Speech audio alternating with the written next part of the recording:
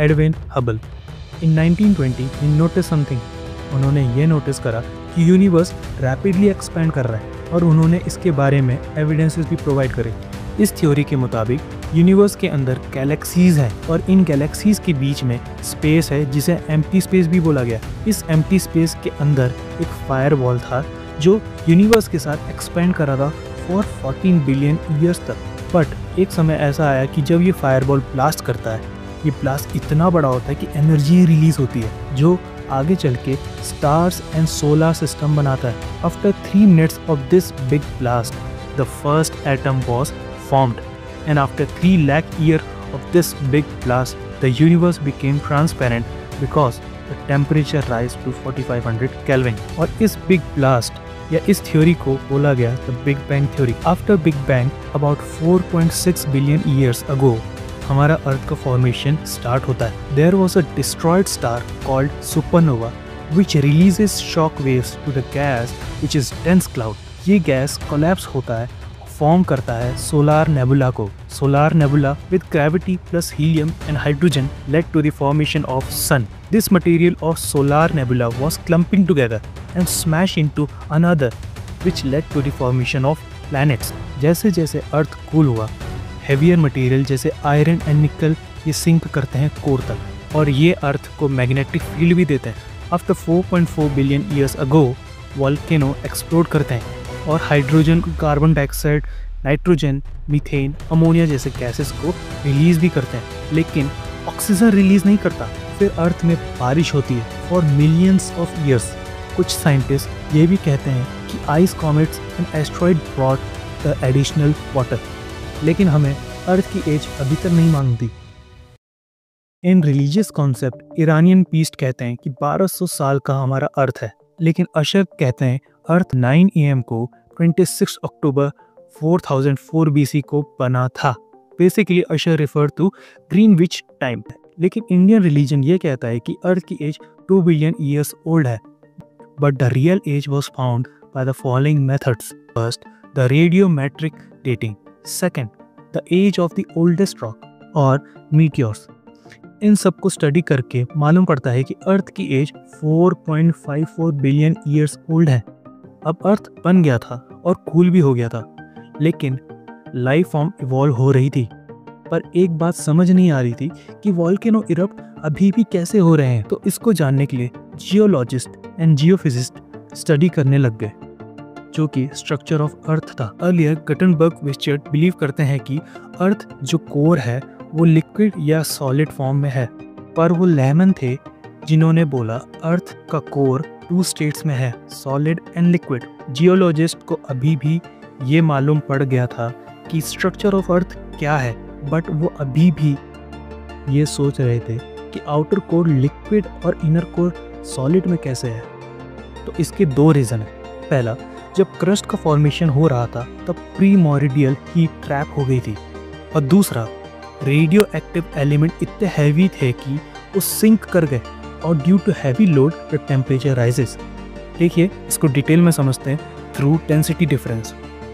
जब hot magma rise कर गया from upper core to mantle which carried elements like nitrogen, oxygen and sulphur, और जब ये मैग्मा कूल हुआ तब ये कुछ एलिमेंट को नीचे ले गया जो आयरन था, और इसी राइज एंड सिंक साइकिल को कन्वेक्शन करंट सेल बोला गया। जो आउटर कोर की इम्प्योरिटीज थी, इसमें इतना प्रेशर लग रहा था जिसके कारण वो लिक्विड स्टेट में था। इसमें एक्चुअल टेम्परेचर मेल्टिंग पॉइंट से ज़्यादा था, लेकिन जो इनर कोर था वो बहुत डेंस था जिसमें ज़्यादा एनर्जी लगी उसे मेल्ट करने में, जिसके कारण यहाँ का एक्चुअल टेम्परेचर मेल्टिंग पॉइंट से कम था। और हमने सिस्मिक वेव्स के कारण भी मालूम पड़ा कि इंटरनल स्ट्रक्चर ऑफ अर्थ क्या है, क्योंकि कुछ वेव कुछ स्पेसिफिक मीडियम से ही पास करती हैं। And due to reflection of these waves, we recorded density change, and we term this discontinuity.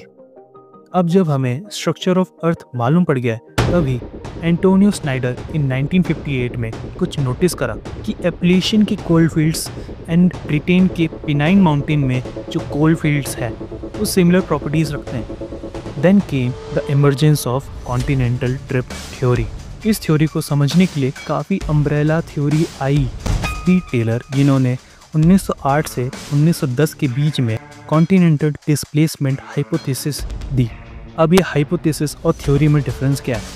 Hypothesis एक गेस या अजम्पशन होता है जो कि एक आइडिया के बेसिस पे डेवलप होता है, और थ्योरी एक वेल टेस्टेड एक्सप्लेनेशन होता है जो कि फैक्ट्स और एक्सपेरिमेंट के ऑब्जर्वेशन के बेसिस पे होता है। तो वापस चलते हैं। टेलर कहते हैं कि Laurasia and Gondwana land Carboniferous period में एक दूसरे से टकराते हैं और वेरियस माउंटेन चेन बनाते हैं।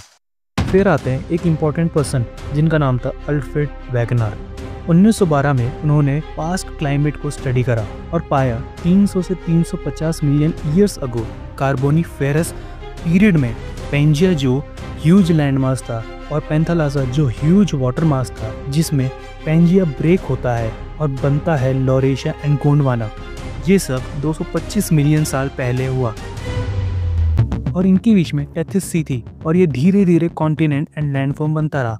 और क्या आपको मालूम है, पेंथालासा जो आज पैसिफिक ओशियन है और जो टेथिस सी है वो आज मेडिटेरियन सी है। और फिर वैगनर ने कॉन्टिनेंटल ड्रिफ्ट के एविडेंसेस भी प्रोवाइड करे, जैसे 6 Shaw fit, structural fit, प्लेसर deposit, fossil evidence. But जो सबसे इम्पोर्टेंट था वो एविडेंस ऑफ पेलियो क्लाइमेट था, जिसमें पाया गया कि क्लाइमेट एनोमली है। जैसे नॉर्थ टेम्परेट के रीजन में वार्म रीजन के कोलफील्ड पाए गए और वार्मर रीजन में जैसे डरबन ऑफ साउथ अफ्रीका और टालचर ऑफ उड़ीसा में ग्लेशियर टिलाइट डिपॉजिट पाए गए। लेकिन वैगनर की इस थ्योरी को क्रिटिसाइज भी करा गया, जैसे ड्राइविंग फोर्स ऑफ प्लेट। उन्होंने बोला कि टाइडल फोर्स और सेंटर ऑफ ग्रेविटी या फोर्स ऑफ बयोंसी है, और उन्होंने कहा सियाल सीमा के ऊपर फ्लोट करता है और हर जगह 6 ऑफ फिट नहीं था। तभी कई सारी अम्ब्रेला थ्योरी आई या यूं कहे पोस्ट ड्रिफ्ट थ्योरी आई, जिसने इस ड्रिफ्ट को साइंटिफिक प्रूव करने की कोशिश करी। सबसे पहला कन्वेक्शनल करंट थ्योरी। ये वही थ्योरी है जिससे हमें मालूम पड़ा कि core solid and liquid form में है। बट आर्थर होम्स जिन्होंने ये थ्योरी दी वो कहते हैं कि मेंटल स्टेशनरी नहीं है, ये सर्कुलेट करता है, जिसमें हॉट मैग्मा मेंटल से राइज करता है और ये क्रस्ट तक आता है, फैलता है, जिसके कारण फ्रिक्शन क्रिएट करता है, जिससे हमारा क्रस्ट मूव करता है। Second, mapping of the ocean flow. The end of world war second sparked the new era of ocean exploration as nation recognized the ocean vital role in science, defense and global trade. Initially ये believe किया जाता था कि ocean एक featureless flat base है, but after world war II sonar has been developed which enabled scientists to do bathymetry। और हमको ये मालूम पड़ा कि यहाँ पर ट्रेंचेस, वॉल्केनिक रिज और सबसे खास मिड ओशियनिक रिजेस है।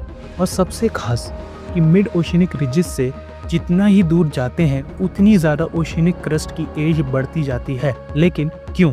और जियोफिजिस्ट ये भी कहते हैं कि ओशियन फ्लोर अर्ली अर्थ है कॉन्टिनेंट से। तो इसका जवाब था हैरी हेस के पास। हैरी हेस जो प्रिंसटन यूनिवर्सिटी में जियोफिजिस्ट के प्रोफेसर थे, उन्होंने 1960 में सी फ्लो स्प्रेडिंग थ्योरी दी, जिसमें अंडर ओशन जो कन्वेक्शन सेल के राइजिंग लेब थे वो ओशन फ्लोर को स्ट्रेच और पुल अपार्ट करते हैं, जिससे बेसाल्टिक लावा बाहर निकलता था और क्रस्ट बनाता था। इस कारण से ओशनिक क्रस्ट की एज हमेशा नई होती थी। और इसी तरह कन्वेक्शनल सेल की सिंकिंग लिम्ब ओशनिक फ्लोर को दूसरे साइड से पुल डाउन करती थी, जिसे सबडक्शन कहा गया है, जिससे गैप क्रिएट हुआ और उसे हम ट्रेंचेस बोलते हैं। इसके साथ ही हमने मैग्नेटिक स्ट्राइप को भी नोटिस करा, जिसे पेलियोमैग्नेटिज्म कहते हैं। देखिए ये पेलियोमैग्नेटिज्म क्या है? अर्थ की खुद की मैग्नेटिक फील्ड है और वो बहुत सालों में उसकी पोजीशन रिवर्स भी होती है, तो जिसके कारण प्लेट्स भी रिवर्स करती हैं, क्योंकि जब मिड ओशनिक रिजेस बनते हैं तब आयरन सिंक डाउन होते हैं और अर्थ की मैग्नेटिक फील्ड के डायरेक्शन में वो सेटल होते हैं। जब जब ये मैग्नेटिक फील्ड रिवर्स होती है, ये मैग्नेटिक स्ट्रिप्स के अपोजिट एक नई स्ट्रिप बन जाती है और इसी मैग्नेटिक फील्ड ऑफ अर्थ के कारण ऑरोरा लाइट्स भी बनती है, जिसे हम आगे बढ़ेंगे। अब हमें ये भी मालूम पड़ गया था कि हिमालय और अदर माउंटेन रेंजेस कैसे बने थे। जब ये लॉरेशिया और गोंडवाना लैंड ड्रिफ्ट कर रहे थे, तभी ओल्डर थ्योरीज का कहना था कि लॉरेशिया और गोंडवाना के बीच में जो टेथिस सी थी वो जियोसिंक्लाइन बन जाती है और वो अपलिफ्ट करके हिमालय बनाती है। देखिए ये जियोसिंक्लाइन एक बड़ा ही गहरा गड्ढा होता है जो with time thick layer of sediment से भर जाता है, और इसे एडवर्ड स्वर्ट्स, F.V. टेलर और एमिली आर्गेंट ने सपोर्ट करा था। पर ये सही रीजन नहीं था ओरिजिन ऑफ हिमालय का।